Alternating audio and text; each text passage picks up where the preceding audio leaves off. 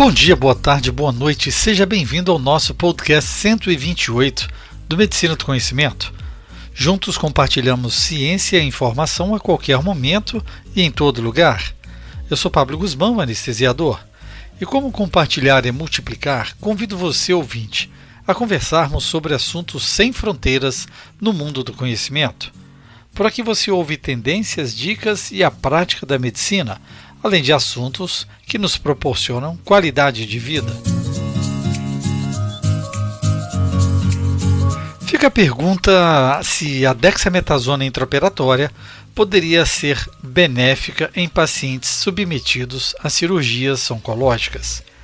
Antes de discutir esse assunto, gostaria que você compartilhasse esse podcast com algum colega ou aluno da graduação.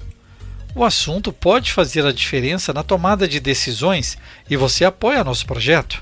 Estamos no SoundCloud, YouTuber, Deezer, Spotify, Google e Apple Podcast e em mais uma dezena de agregadores. Então vamos lá. A dexametasona intraoperatória pode ter efeitos benéficos em pacientes submetidos à cirurgia de câncer? A resposta parece ser que sim, de acordo com os resultados de um novo estudo apresentado em 2021 no Congresso da Sociedade Americana de Anestesiologia, pelo Serviço de Anestesiologia do Beth Israel Deaconess Medical Center. A investigação descobriu que a administração de dexametasona inicialmente como agente antiemético foi associada a menor mortalidade em 90 dias em pacientes submetidos à cirurgia oncológica, particularmente aqueles com formas não imunogênicas da doença. Apesar de bons resultados estatísticos, sempre deve haver cautela ao interpretar resultados semelhantes. Por um lado, sabe-se que corticoides têm efeitos imunossupressores que podem promover a progressão do câncer. Por outro lado, a mesma droga pode suprimir a inflamação cirúrgica, o que pode realmente inibir a propagação do câncer. Dadas essas realidades conflitantes, os autores decidiram a necessidade de investigar o efeito da dexametasona na sobrevida a curto e longo prazo em uma variedade de pacientes oncológicos. Para isso, analisaram os prontuários de pacientes adultos que foram submetidos à cirurgia para remoção de neoplasias sólidas em 2 hospitais da região de Boston entre 2007 e 2020. A ideia primária da análise foi identificar a administração de dexametasona intraoperatória, enquanto o desfecho primário foram todas as causas de mortalidade dentro de um ano da cirurgia. Uma variedade de resultados de segurança também foram avaliados. Um total de 30.561 pacientes foram incluídos na análise final, 11.666 dos quais receberam dexametasona intraoperatória, com uma idade média de 55 anos e 77% do sexo feminino. Quase 19 mil deles não receberam, com idade média de 61 anos e 54% do sexo feminino. Os dois grupos foram comparáveis em relação ao índice de massa corporal, estado físico ASA, índice de comorbidade de Charson, um método que classifica o paciente atribuindo um risco de morte, baseado em condições clínicas pré-determinadas, que são identificadas com diagnóstico secundário e duração da cirurgia. Entre os indivíduos que receberam dexametasona intraoperatória, a dose média foi de 6,5 mais ou menos 2,3 mg. Apresentados durante a reunião anual de 2021 da Sociedade Americana de Anestesiologistas, os pesquisadores revelaram que a administração intraoperatória de dexametasona estava associada a chances de redução de mortalidade por todas as causas dentro de um ano após ressecção de tumores sólidos em análises ajustadas.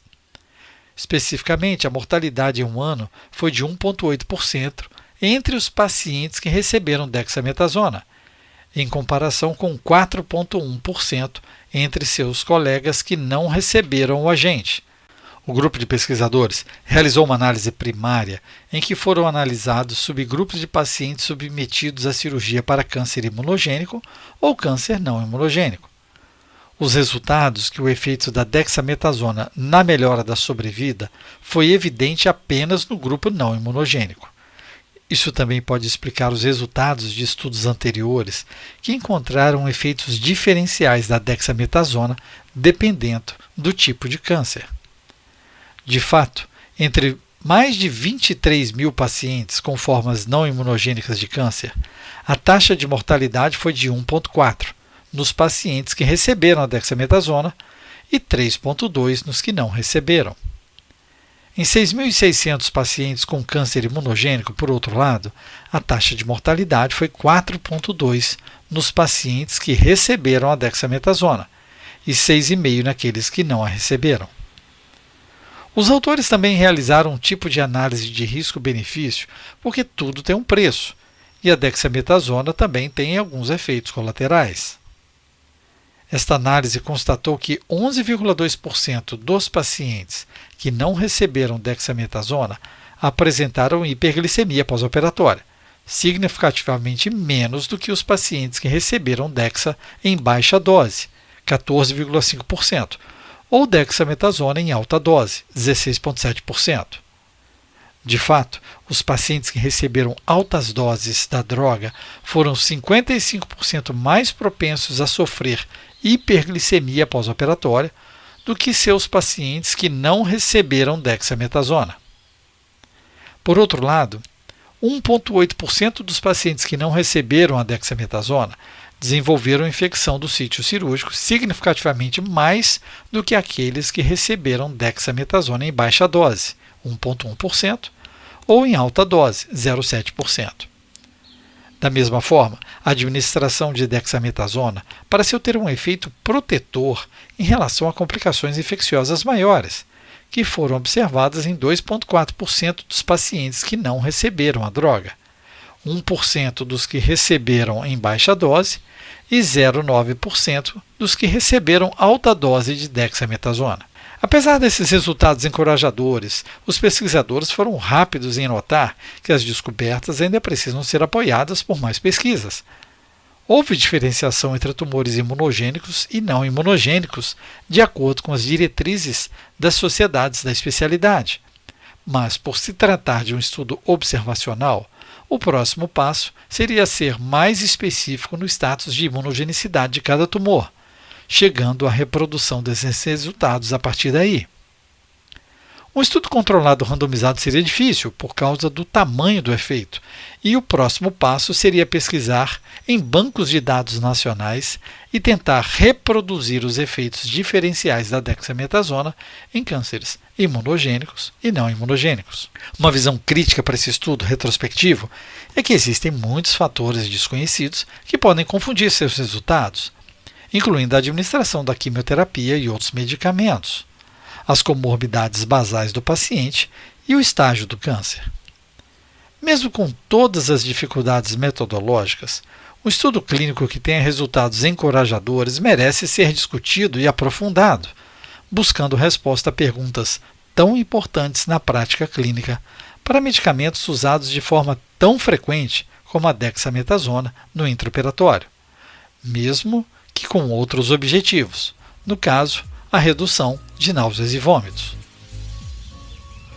Gostou do tema? Ative a notificação para ser informado quando um novo podcast for publicado e a qualquer momento e em todo lugar, escute a rádio web no www.medicinadoconhecimento.com.br.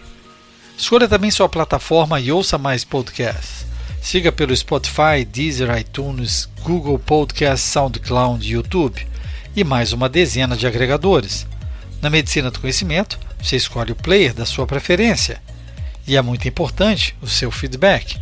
Compartilhe nas suas redes e deixe seu like. Isso aumenta a nossa divulgação. Além disso, você pode entrar em contato e sugerir o próximo tema. Fique ligado nas redes sociais, Twitter, Facebook e Instagram, Medicina do Conhecimento. Afinal, compartilhar é multiplicar.